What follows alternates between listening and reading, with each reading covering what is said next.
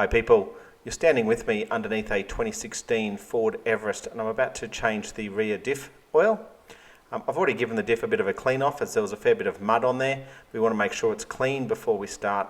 Now at the rear of the diff there is a fill plug. We want to get this one out first as this just helps the fluid drain out when we actually pull the drain plug out.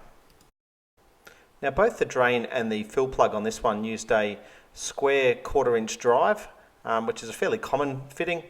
However, I have looked around on some other models and they do seem to use a variety of different plugs, so make sure you have the right tool before you start the job. With the fill plug now removed, it's time to remove the drain plug.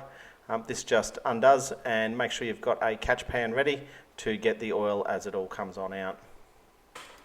Now the drain plug on these actually has a small magnet built in, and it usually has a collection just of fine metallic, sort of almost looks like paste.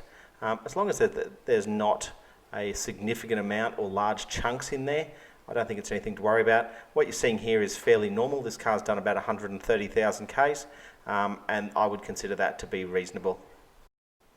Once you're happy that you've fully cleaned up the drain plug, make sure that the rubber O-ring is in good condition and reinstall that plug.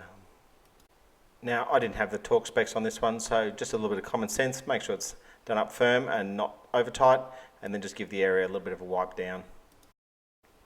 Now to refill the diff, you're going to need to put a small hose into the fill hole and either use a pump or a squeeze bottle to get the fluid in.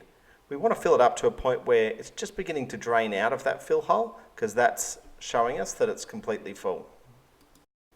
Once we're happy with that fill level, it's just a matter of putting that fill plug back in. Again, we're making sure that it was clean before it went back in and that the rubber O-ring was in good condition.